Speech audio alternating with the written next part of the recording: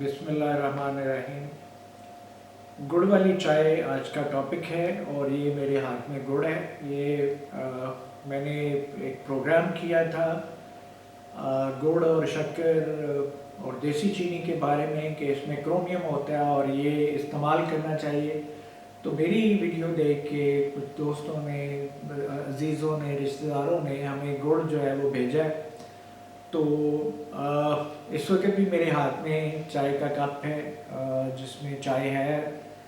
तो गुड़ वाली चाय आजकल हम पी रहे हैं, ये तकरीबन मैंने ख़त्म कर ली हुई है। तो बहुत इन्जॉय कर रहे हैं हम लोग, यकीन करें, गुड़ वाली चाय पी के। तो इसके ऊपर आज मैं बात करूँगा। मैंने बात की थी क्रोमियम की कि गुड़ के अंदर क्रोमियम होता है। गुड़ के अंदर क्रोमियम जो है वो एक ऐसा को फैक्टर है जो कि इंसुलिन को फैसिलिटेट करता है, इंसुलिन को हेल्प करता है ग्लूकोज को सेल के अंदर धकेलने में। अब ये हमें पता चला क्रोमियम के बारे में। अल्लाह ने पता नहीं इस गुड़ के अंदर क्या क्या रखा हुआ है, गन्ने के अंदर। हमें तो सिर्फ अभी साइंस के ज़रिए से क्रोमियम का पता चला है, और क्या क्या चीज़ें हैं, क्या क्या को फैक्टर्स हैं जो इसके अंदर मौजूद हैं, जो हम ग्लूकोज को मेटाबोलाइज करने में हमारी हेल्प करते हैं। तो बहुत सारी चीज़ें शायद अभी अनएक्सप्लोर्ड हैं। तो बात यह है कि नेचर में जो चीज़ें हैं वही बेस्ट है, और जितना ज़्यादा हम इसको रिफ़ाइन करते जाएंगे, मैंने उस दिन दिखाया था कि रिफ़ाइंड शुगर जो है it can be a cause of cancer. तो it can lead to a cause and it can lead to chronic inflammation. और क्रॉनिक इन्फ्लेमेशन मैं पढ़ाता रहा हूँ, it has a strong linkage with cancer development. Anyway, अब मैं अपना experience बताता हूँ घर वालों का। वो मैंने एक मिसाल दी थी, घर की मुर्गी दाल बराबर। तो अल्लाह का शुक्र है कि उसका बहुत बड़ा असर हुआ है, और हमारे घर सब बच्चे, सब लोग जो हैं वो गुड़ वाली चाय ही पीते हैं, और चीनी को हमने खैर बात कह दिया। तो मुझे बहुत खुशी हुई कि हमारे घर में ये एक चेंज आ गई है। और मैं मज़े की बात ये है कि जिस दिन ये मैंने प्रोग्राम किया था उससे 2-3 दिन पहले मैं अपने मेरे फूफो की बेटी हैं तो उनके घर गया, तो उन्होंने मुझे गुड़ वाली चाय दी थी और कह के दी थी कि तारिक साढ़े घर गुड़ तो गुड़ वाली चाय ऐसी पीने थे, तू भी वही पीनी। तो बड़ा मज़ा आया था उस वक्त भी। और यकीन करें, मैं I am not diabetic, I hope I am not. मैंने देखा है कि जब मैं चीनी की चाय पीता था, चीनी थोड़ी सी ज़्यादा होती थी, तो मेरी सर में और दिमाग में ऐसे जैसे खिंचाव सा हो जाता था अगर चीनी में ज़्यादा पी लेता था।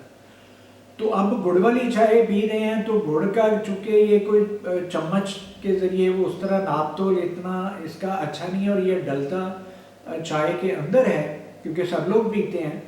मेरे लिए अलहदा से नहीं, कप में गुड़ नहीं डाला जाता, वो जिस पतीली में चाय बनती है या पैन में चाय बनती है उसी में डाल दिया जाता है। तो वो अभी तक एडजस्टमेंट नहीं हो पाई, कम ज़्यादा होता रहता है, और ज़्यादातर तो ये ज़्यादा ही होता है।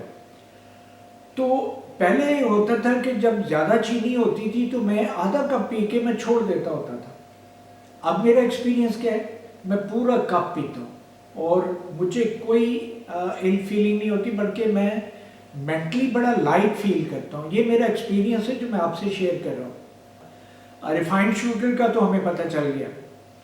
देखिए, ये जितने भी इस तरह की रिफाइंड चीज़ें होती हैं ना, ये आज हम इस्तेमाल कर रहे होते हैं, 5 साल बाद, 10 साल बाद, 15 साल बाद हमें पता चलता है it's a leading cause of cancer या किसी डिजीज़ की बहुत लीडिंग कॉज है।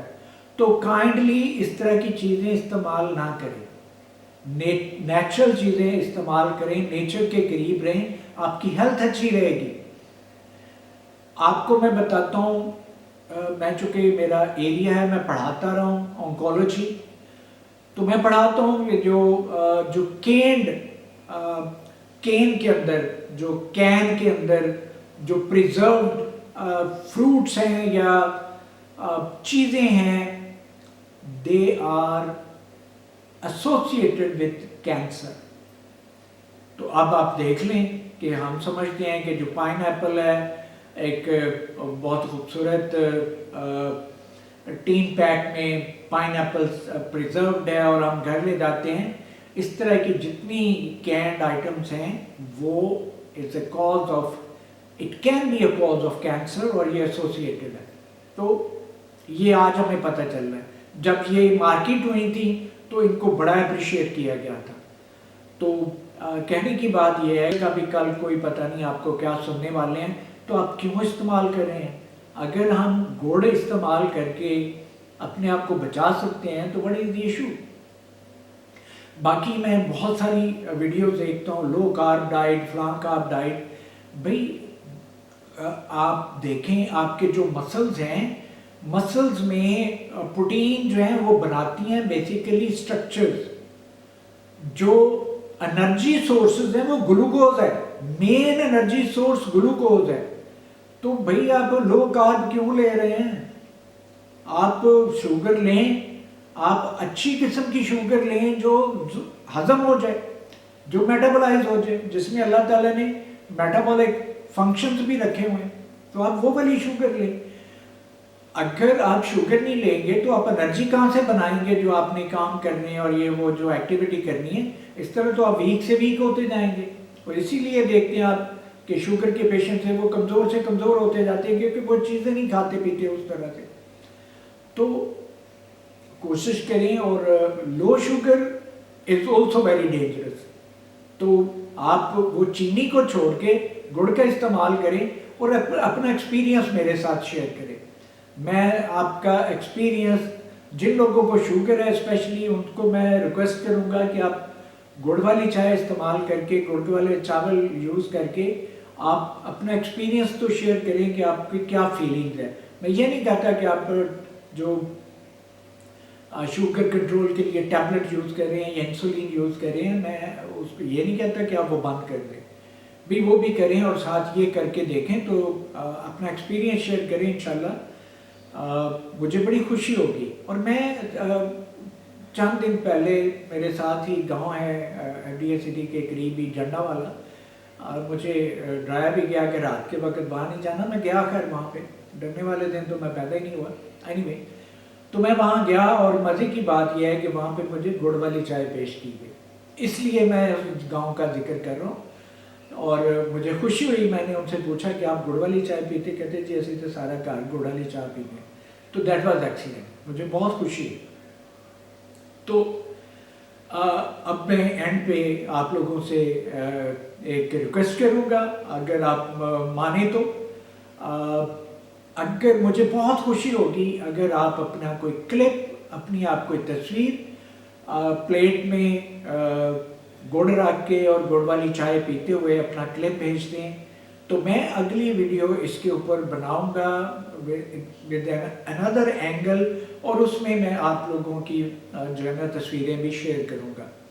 तो अगर आप चाहें तो मेरा प्लेटफॉर्म हाजिर है, मुझे खुशी होगी।